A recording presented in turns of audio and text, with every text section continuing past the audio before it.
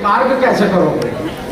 लेकिन अनिल जी के उद्बोधन के समय जिस प्रकार अपने पूरे चिंतन और मनन से बातों को सुना है, इसलिए लगता है कि आप भी प्रबुद्ध जनों में हैं। आप भी ये चिंतन कर रहे हैं रविदास जी यहाँ तक कैसे पहुँचे, किस कारणों से पहुँचे, उनके माता पिता ने क्या गुण थे जो यहाँ पर पहुँचकर आज उनको गुणगान किए जा रहे हैं। ऐसी इच्छा प्रवृत्ति आपके मन में पैदा हुई है। इसलिए मैंने देखा अनिल गोयल जी के, अनिल गुप्ता जी के सारे उद्बोधन के अंदर आप शांत चित्त उनको सुन रहे थे। इसलिए मैं भी अब आश्वस्त हो गया हूँ कि आप कम बोलते हुए मेरी बात को भी सुनेंगे। आज इस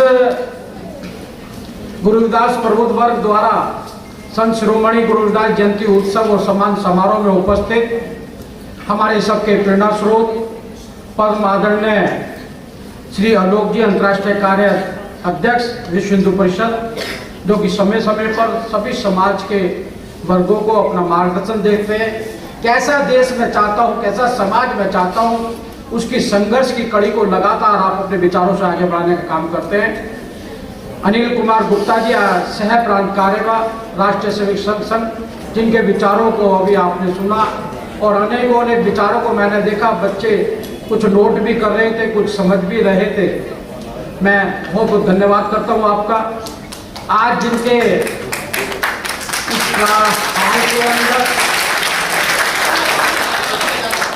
तालियों की तो अपेक्षा मुझको है।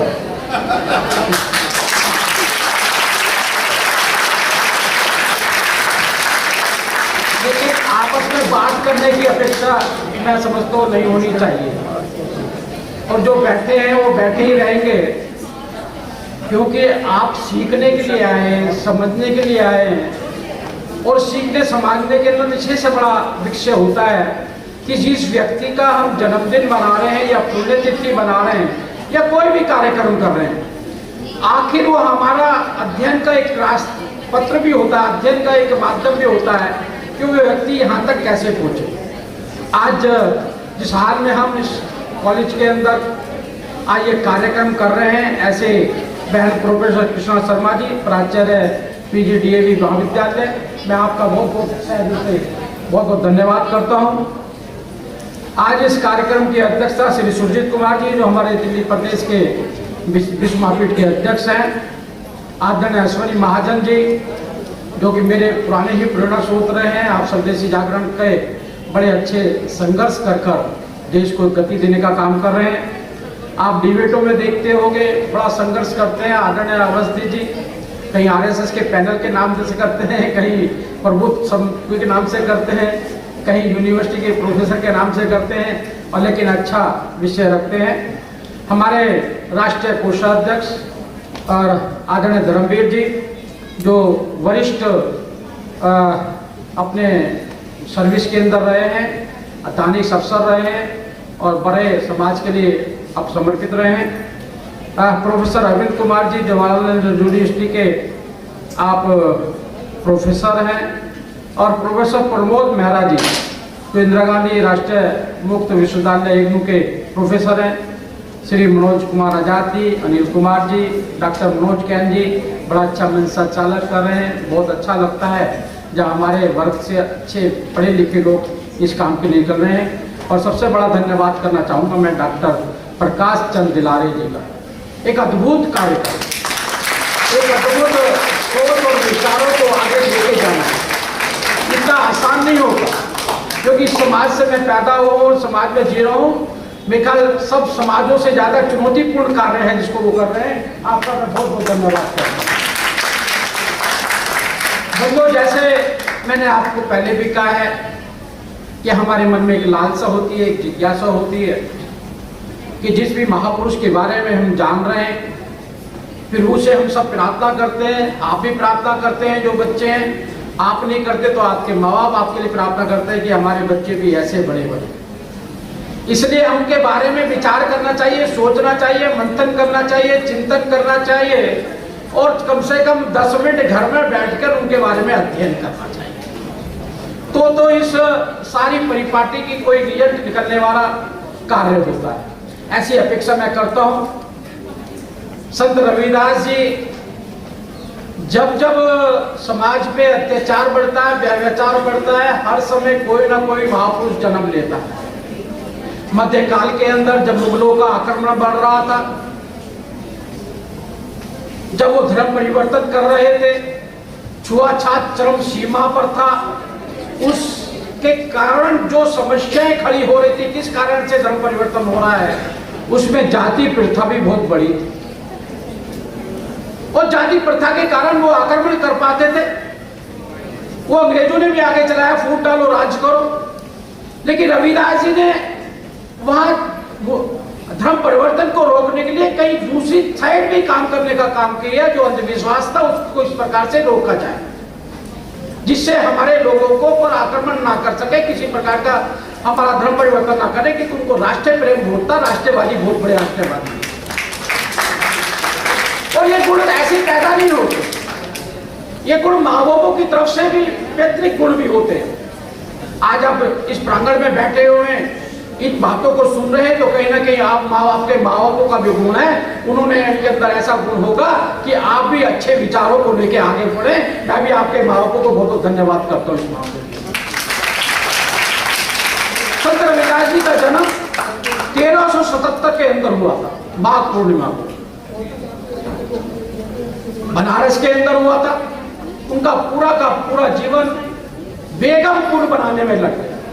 बेगम मतलब जहां गम ना हो, ऐसा संसार वो चाहते थे, ऐसा देश चाहते थे, ऐसा समाज चाहते थे। इसलिए उनकी कल्पना में बेगमपुर बनाना बहुत बड़ा लक्ष्य था।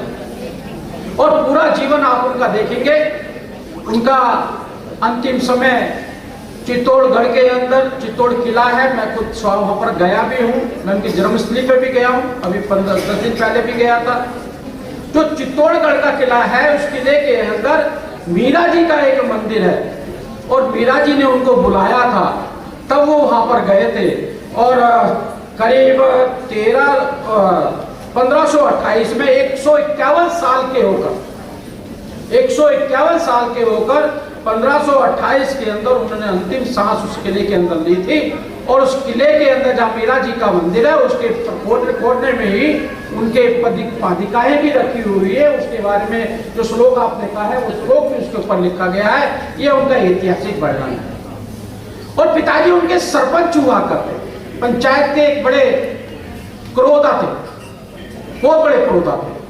उसका मैं आपको उल्लेख करता हूँ। राजा अकबर ने जब पूछा कौन सी पंचायत है जो न्याय संगत निर्णय करती है, उचित न्याय करती है, तो बीरबल ने कहा कि वो चमारों की पंचायत है। उन्होंने कहा चमारों की पंचायत है और संतोष सिंह उसके सरपंच है। और उस पंचायत को के निर्णय के बाद में कहीं भी राजा के दरबार में कोई केस नहीं आता है ऐसा जो उस गांव के आस की उनकी प्रति का हो। इसलिए वो पंचायत सर्वोपरि पंचायत है। और माँ पिता ही नहीं, उनकी माता लोना देवी, वो भी ऐतिहासिक घटना है। लोना देवी वहां की होम्योपैथिक की, आयुर्वेदिक की एक बहुत बड़ी दवा विशेषज्ञ थी। आसपास के लोग उसे दवाएं लेने आते थी, वो जाती भी थी।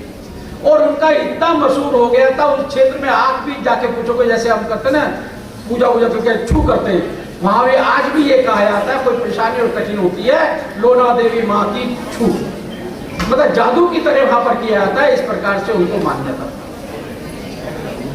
बंधु, रविदास जी का पूरा जीवन इसी बात में लग गया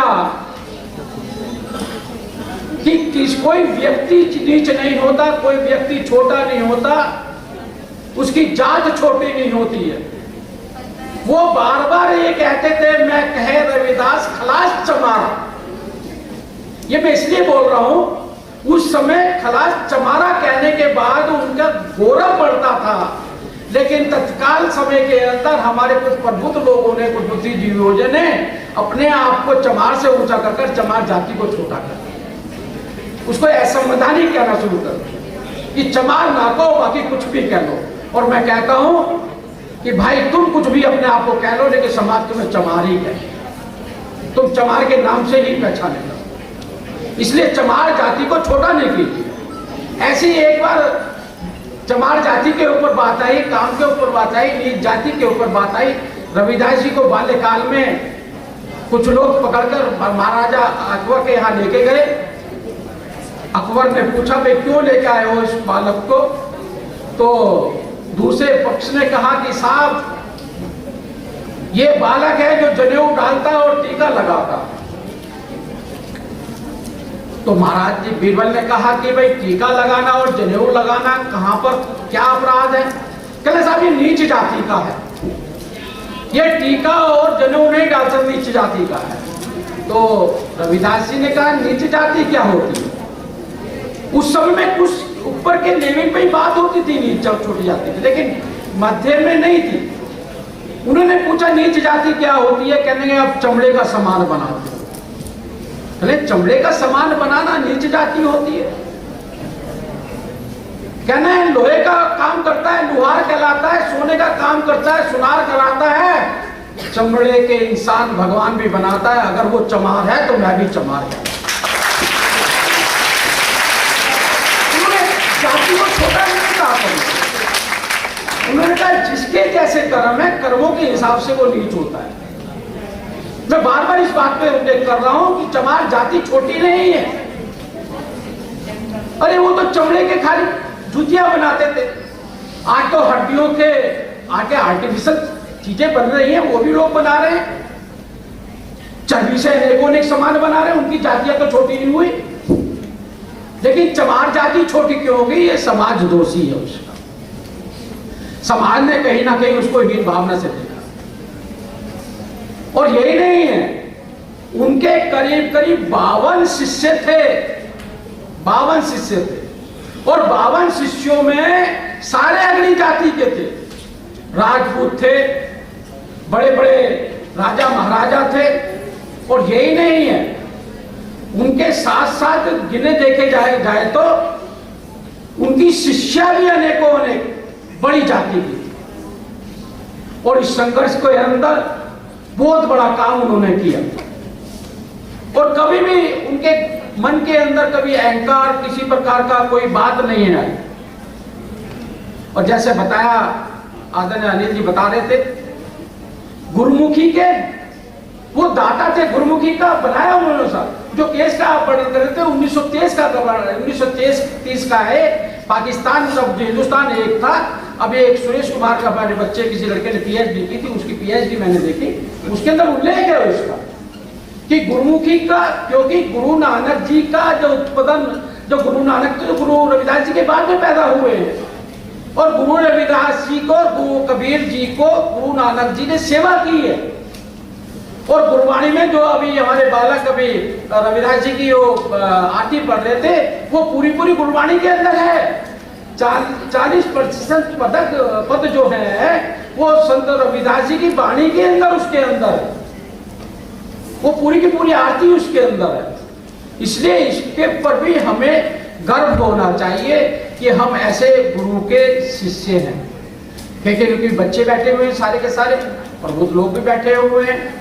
आज अनेकों अनेक लोग अनेकों अनेक कारणों से कहीं ना कहीं अपना राजनीतिक लाभ लेने के लिए कितना बोलना है, कितना करना है, कितना दुरुपयोग करना है, वो सब जानते हैं। मैं बहुत लोगों को बोलता हूं, मैं दिल्ली का रविदास जन्म सोसाइटी का प्रधान भी रहा हूं, धर्मवीर जी भी रहे हैं। वहां पर कोई भी व्यक्ति ऐसा नहीं है कि जो सामाजिक समरसता का काम कर रहा हो, रविदास जी की वाणी पे चलता हो, रविदास जी के विचारों पे चलता हो कि ऐसा चाहूं राज में मिले सभी को, छोट बड़े संग बसे रविदास रहे पर सब। ये रविदास जी ने कहा था। और आपको एक और उल्लेख बता रहा हूं अनिल जी, जो मानव अधिकार का संविधान है उसके पहले पेज पे यही लिखा हुआ है, ऐसा चाहूं राज में मिले सभी को, छोट बड़े संग बसे रविदास रहे पर सब।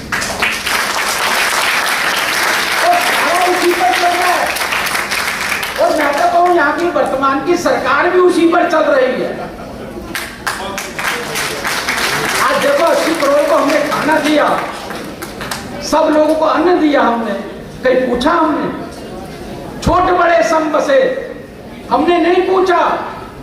खाना देते हुए नहीं पूछा, शौचालय देते हुए नहीं पूछा, गैस देते हुए नहीं पूछा कि तेरी जाति क्या है, तेरा धर्म क्या है, तेरे कहाँ रहता है। एक कोने से शुरू करा, आखिरी कोने तक का काम करने का काम किया। और इसी वाणी को लेकर संत रविदास जी अनेक बार इस चीज का वर्णन भी कर चुके हैं। और उन्हीं से ही प्रेरित होकर डॉक्टर अम्बेडकर जी ने लिखा। आज मैं, क्योंकि प्रबुद्ध लोग बैठे हुए हैं, अगर मैं समाज की बात नहीं करूंगा, जाति की ऊंच नीच की बात नहीं करूंगा, आगे के मार्गदर्शन की बात नहीं करूंगा, तो समाज अनभिज्ञ रह जाएगा। हमें हर विषय पर समझना चाहिए, पढ़ना चाहिए, जानकारी लेनी चाहिए, डिबेट करनी चाहिए। आपको आश्चर्य होगा जानकर, जो अत्याचार मध्यकाल के बाद में वर्तमान सरकार के और उससे पहले के जो लेखकों ने दलितों के ऊपर किया है, वो आज तक किसी ने भी नहीं। उनके विचारों को अपनी जाति के अनुसार तोड़ मरोड़ कर कहीं ना कहीं छोटा और नीचा दिखाने की कोशिश की, और वही डॉक्टर अम्बेडकर जी के साथ में अन्याय किया है। और आज मुझे गर्व होता है, मैं ऐसी सरकार का राज्यसभा सांसद हूं जिसने विश्व में आज कीर्तिमान स्थापित किया है। उन्होंने देश बचाने का काम नहीं किया, देश का इतना गौरव बढ़ाने का काम किया है कि आज तिरंगा झंडा हमारा यूक्रेन और रशिया का युद्ध हो सकता है। ये जो तथाकथित हिंदुस्तान के अंदर धर्म निरपेक्ष करने वाले, फतवा जारी करने वाले लोग बैठे हुए हैं, पाकिस्तान के बच्चे जो आज की तारीख में तिरंगा झंडा लेकर भारत माता की जय करके अपनी जान बचा रहे हैं, उन पर फतवा जारी करके दिखाएंगे।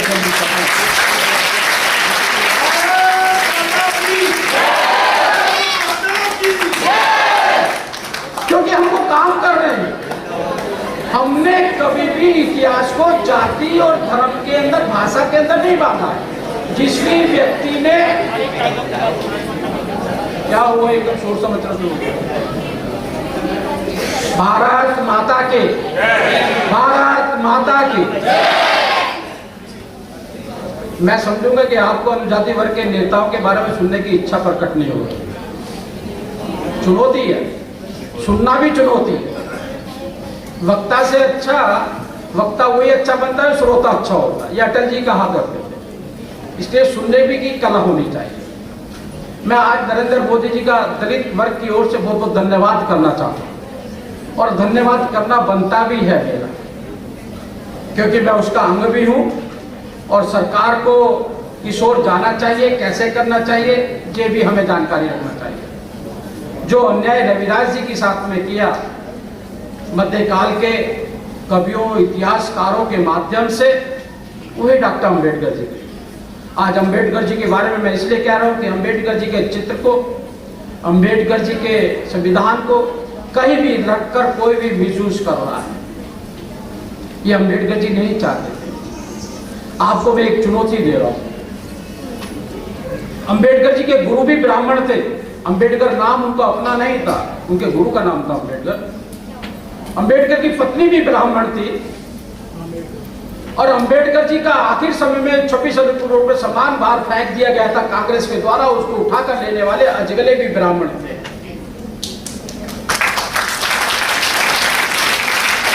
महर्षि वाल्मीकि को क्या हम राम से अलग कर सकते हैं क्या? रविदास जी को क्या हम मीरा से अलग कर सकते हैं क्या? डॉक्टर अम्बेडकर जी को क्या ब्राह्मणों से इनसे अलग कर सकते हैं? तो लेकिन जो अलग करने का षड्यंत्र आज रचा जा रहा है, इसको हमें समझना होगा। कोई भी महापुरुष जब तक महापुरुष नहीं बनता है, जब तक वो एकता समरसता का पाठ नहीं पढ़ाता है, जब तक उसके मन में सामाजिक एकता और समरसता के भाव नहीं होते। इसलिए किसी भी महापुरुष ने अपना जीवन त्याग इसी पर दिया है। और मुझे ध्यान आता है 26 नवंबर 1949, जिस समय देश का संविधान, भारत का संविधान देश को समर्पित किया गया था। 26 नवंबर 1915 को जब डॉक्टर अम्बेडकर जी की 125वीं जयंती बनाई जा रही थी, उस समय 125वीं जयंती बनाते हुए जब मोदी जी ने पूछा भी 125वीं जयंती बना रहे हो, 26 नवंबर को कैसे याद करते हो, देखो किसी ने कहा, वकीलों ने कहा, न्यायविदों ने कहा कि हमको इसको न्याय डे के रूप में इस्तेमाल करते हैं, न्याय डे के रूप में मनाते हैं। अरे न्याय डे क्या होता है? इस दिन तो संविधान समर्पित किया गया था, और संविधान समर्पित किया गया था तो इसके लिए हमें संविधान दिवस के रूप में क्यों नहीं मनाना चाहिए? उन्होंने तत्काल अरुण जेटली जी को बुलाया और उनको बुलाकर उनको कहा कि भाई ये संविधान दिवस के रूप में मनाया जाना चाहिए, और उसके बाद में 26 नवंबर को हम संविधान दिवस के रूप में मनाते हैं। ये पार्टी का, प्रधानमंत्री का धन्यवाद मैं इसलिए करता हूँ कि इस पृथ्वी पर किसी भी व्यक्ति को 2 दिन याद किया जाता है ज्यादा, मतलब तो एक ही दिन याद करते हैं, एक दिन भी नहीं करते। जन्मदिन पे याद करते हैं या पुण्यतिथि पे याद करते हैं। कुछ लोगों को जन्मदिन का आपको ध्यान भी होगा, किसी की बहुतों की पुण्यतिथि भी नहीं मालूम कि महापुरुषों की, जिनको हम मानते हैं। लेकिन डॉक्टर भीमराव अम्बेडकर जी को 26 नवंबर 2015 के बाद में 3 दिन याद किया जाता है, जन्मदिन पर और 6 दिसंबर को पुण्यतिथि पर, परिनिर्वाण दिवस पर, और 26 नवंबर को संविधान दिवस पर। और बंधु ऐसे ही नहीं याद किया जाता। आप अगर सभी डॉक्टर अम्बेडकर के बारे में पढ़ना, डॉक्टर अम्बेडकर के बारे में जाना हुआ, डॉक्टर अम्बेडकर का क्या योगदान रहा है देश के लिए और समाज के लिए, तो आपको समझ में आएगा। डॉक्टर अम्बेडकर ने कभी अलगाववाद की बात नहीं की। उस दिन के मैं 2 दिन की डिबेट देख रहा था, 26 नवंबर 2015 की पार्लियामेंट की डिबेट, और उस डिबेट के बाद मालूम पड़ा जो आज की वर्तमान में सरकार के अंदर जो भी कार्य हो रहे हैं आजादी के बाद में, चाहे वह इलेक्शन कमीशन हो, रिजर्व बैंक की कल्पना हो, डीम्ड मोनेटाइजेशन हो, अनेकों अनेक किस प्रकार से पानी को बचाया जा सकता है। जल संसाधन मंत्री थे वो श्रम के अंदर थे, तो मजदूरों को किस प्रकार से 6 दिन का काम मिले, 7वें दिन उनकी छुट्टी होनी चाहिए, 8 घंटे काम करें, 8 घंटे के बाद उनको ओवर टाइम मिलना चाहिए, महिला को बराबर का हक मिलना चाहिए। पहले मंत्री थे जिन्होंने इस्तीफा दिया था कि महिला को बराबर का हक नहीं दोगे तो मैं मंत्रालय से इस्तीफा देने का।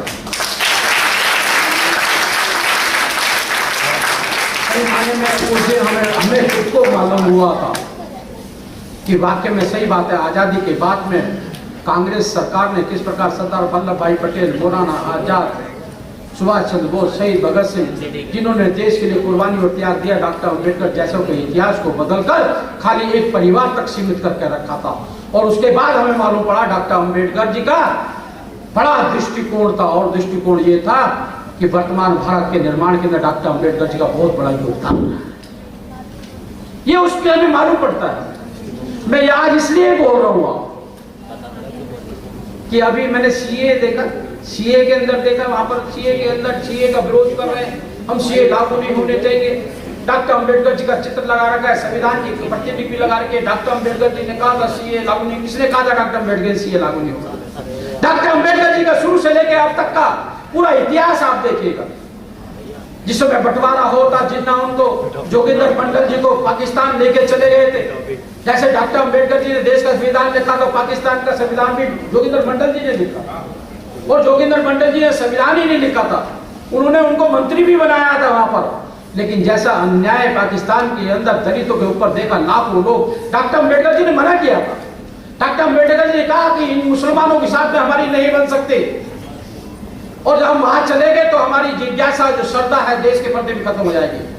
हिंदू धर्म में रहते हुए हम कहीं ना कहीं इनको समझा के, बुला के, पुचकार के हम इनकी सामाजिक समरसता के साथ में साथ चल सकते हैं। जो कल्पना डॉक्टर अम्बेडकर ने देखी थी वो आज चरितार्थ हो रही है कि आज हमारी शादियों में आने जाने के लिए कोई भी उस जाति का मना नहीं करता, और उस जाति का हमारे शादियों में हमें बुलाने से भी मना नहीं करता है। हम उन्हीं स्कूलों करते हैं, उन्हीं कॉलेजों करते हैं, मैं सब जाति के लोग करते हैं। ये डॉक्टर अम्बेडकर का सपना था, लेकिन जोगिंदर मंडल को ऐसा भड़काया गया था ये नहीं सुधरने वाले हैं। और डॉक्टर अम्बेडकर जी, जोगिंदर मंडल जी हजारों लोगों को, लाखों लोगों को लेकर चले गए थे, और लाखों लोगों की क्या स्थिति हुई। खुद जोगिंदर मंडल की किताब में आप पढ़ेंगे तो मालूम पड़ेगा वहां पर दलितों के पास अत्याचार किए गए, महारानी बेटियों की इज्जत लूटी गई, जान से मार दिया गया, धर्म परिवर्तन को ये करो और वो करो। जोगिंदर मंडल 5 महीने नहीं रुक पाए थे, रात को भागकर हिंदुस्तान आ गए। इतना बड़े व्यक्ति को मुंह छुपाकर अपनी मौत को प्राप्त करना पड़ा, इसी कारण से कि उन्होंने अपने समाज के लोगों के साथ धोखा किया था। आज उनको लाने की हम बात करते हैं। ये डॉक्टर अम्बेडकर जी कहते हैं। और आजादी के बाद बार बार लिखा है, महात्मा गांधी ने लिखा, इंदिरा गांधी ने लिखा, जवाहरलाल नेहरू ने लिखा कि कोई भी देश के विभाजन के समय कोई भी बाहर गया है और किसी कारण से वहां पर उत्पीड़न होता है तो वापसी आ सकता है। वो सीए हमने लागू करने का काम किया, डॉक्टर अम्बेडकर जी की आत्मा को शांति पहुंचाने का काम किया, लेकिन उनका चित्र लगाकर कुछ लोगों ने राजनीतिक लाभ लेने के लिए संविधान की दुहाई देगी। उतना ही पढ़ते हैं जितना हम गुमराह कर सकते हैं, उतना ही बताते हैं जितना हम गुमराह कर सकते हैं। हमको सचेत रहने की आवश्यकता है। संघ को हमारा विरोधी बताया जाता है। अरे 1925 के अंदर संविधान का निर्माण, संघ का निर्माण हुआ, 47 के अंदर देश आजाद हो गया, संविधान नया आ गया। डॉक्टर अम्बेडकर जी का लगा संविधान था। 47 और 25 के अंदर कितना फर्क है? 22 साल का फर्क है सारा का सारा। अरे संघ को खाली कांग्रेस ने एक ऐसी पृष्ठभूमि खड़ी कर दी कि भाई अगर ये लोग आपस में जुड़ गए और इसको अलग नहीं किया तो बहुत बड़ा देश के अंदर अकाल पड़ जाएगा और हमारी राजनीति खत्म हो जाएगी। इसलिए उन्होंने ऐसा दिखाने की कोशिश की। नहीं तो वरना संघ के अंदर शुरू से देखेगा कोई सरनेम लगाता है क्या? सहगोज होता है, कबड्डी होती है, तब छुआछात होती है, कहते परछाई से भी डरो, वहां कबड्डी खेलने का काम करते हैं। ऐसे कहते हैं भारतीय जनता पार्टी वाले, संघ वाले, ये जनसंघ वाले, ये लोग अम्बेडकर विरोधी हैं। कहां से विरोधी हैं? हमारे तो संविधान के 1951 के जनसंघ की प्रतिलिपि आप निकालेंगे जिसपे सदस्यता अभियान लिखा है, सदस्यता होती है, उसके पीछे पे लिखा हुआ है कोई अस्पृश्यता मानेगा तो भारतीय जनता पार्टी भारतीय जनसंघ का सदस्य नहीं बन सकता। और वही कारण है कि आज देखिए ना, राज्यसभा में कोई आरक्षण है क्या? हमने कहा था आरक्षण खत्म कर देंगे। आज राज्यसभा से मैं आया, कोई आरक्षण है क्या? हमारी सरकारें राज्यों में भी चल रही है, केंद्र में भी चल रही है, कभी आरक्षण खत्म करने की हमने बात नहीं है। हमारे आरएसएस के प्रमुखों ने, हमारे भारतीय जनता पार्टी के प्रधानमंत्री तक ने कहा कि आरक्षण जब तक खत्म नहीं हो सकता जब तक संपूर्ण समाज समरसता में नहीं आता। लेकिन इसका विरोध करने वाले, राजनीतिक रोटियां सेकने वाले बार वर्षों को बाकी छोड़ के कोई कहे संविधान बदल देंगे। अरे हम संविधान बदल देंगे, इन्होंने संविधान को आत्मसात की है। मोदी जी 10 किलोमीटर जहाँ अम्बेडकर जी के जन्मदिन पर संविधान को हाथी पर रखकर पैदल चलने का काम करते हैं। संविधान के ऊपर पुस्तक लिखी हुई अम्बेडकर के ऊपर, और आप कहते हैं हम संविधान बदल देंगे। अरे संविधान तो जब बदल दिया गया था, संविधान की आत्मा प्रियम्बल होती है और प्रियम्बल बदलने का काम कांग्रेस सरकार ने किया। 2 से ज्यादा संशोधन उन्होंने किए और हमें कहते संविधान बदल दिया। SC/ST एक्ट ले लो, अनेकों तरीके से हमें भरमाने की कोशिश करेंगे। इसलिए हमारा दायित्व बन जाता है कि डॉक्टर अम्बेडकर जी कैसा भारत चाहते थे, आज वो भारत बनने के लिए आगे बढ़ रहा है। रविदास जी की वाणी वाला भारत बनने के लिए चल रहा है। इसलिए डॉक्टर अम्बेडकर जी ने भी कहा था कि आरक्षण के साथ साथ सरकार की योजनाएं भी ऐसी होनी चाहिए कि हम आर्थिक दृष्टि से मजबूत हों। और इसलिए पहला देश का प्रधानमंत्री, उससे पहले प्रधानमंत्री लाल किले से बोला करते थे, देश के धनाढ्य पर, देश के पूंजी पर, देश के संसाधनों पर पहला हक मुसलमानों का है। लेकिन पहला प्रधानमंत्री है जिसने कहा कि मैं दलितों को नौकरी मांगने वाला नहीं, नौकरी देने वाला हूं। उसके लिए अनेकों ने आर्थिक नीतियां भी चालू की। इसलिए बंधुओं, मेरे से आपसे निवेदन है, हम महापुरुषों की जन्मदिन मनाते हुए, उनको याद करते हुए, उनको किसी प्रकार से उनके उल्लेख करते हुए, कम से कम उनके बताए हुए रास्ते पर चलकर जैसा देश वो चाहते थे, जैसा समाज वो चाहते थे, ऐसा काम करने की कोशिश करें। मैं बार बार एक बात बहुत जरूरी कहता हूँ, मेरा बच्चा अगर कहीं चौकीदार लग जाता है तो हम शर्मा जी के पास भी जाते हैं, गुप्ता जी के पास चलते हैं, मेरे बेटे को सरकारी नौकरी लग गई है। लेकिन रविदास जी की वाणी और डॉक्टर अम्बेडकर के बताए विचारों को बताने में हम कोताही करते हैं, जिसके कारण से समाज के अंदर विघटन की और जो प्रवृत्ति लोग हमारे विरोधी दल चलाना चाहते हैं वो ज़्यादा चलती है। इस पर हम काम करेंगे। तो मुझे लगता है कि ऐसे महापुरुषों की वाणी पर, उनके कामों पर, उनके जन्मदिन पर जो भी हम रखते हैं उस सही रास्ते पहुंचने का हमें रास्ता मिलेगा। बहुत बहुत धन्यवाद। Press the bell icon on the YouTube app and never miss another update.